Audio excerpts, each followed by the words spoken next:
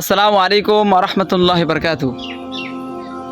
আজান এটি হলো আল্লাহর পক্ষ থেকে একটি দাওয়াত, যার অর্থ হলো আহ্বান করা, আল্লাহর দিকে আহ্বান করা, আল্লাহর দিকে ডাকা, আল্লাহর পথের দিকে ডাকা।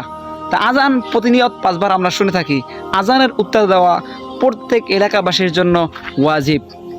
যদি যে কেউ কোনো ব্যক্তি আজানের উত্তর না দেয়, তাহলে সে ওয়াজিব লঙ্ঘন করে।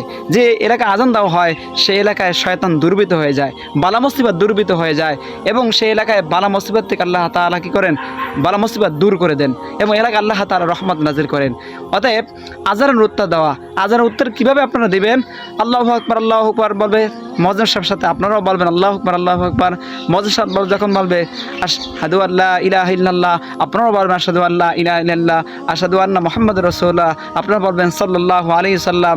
হাইয়া আলাস সালাহ, হাইয়া আলাল ফালাহ যখন বলবে, তখন আপনারাও বলবেন লা হাওলা ওয়ালা কুওয়াতা ইল্লা বিল্লাহ। মুয়াজ্জিন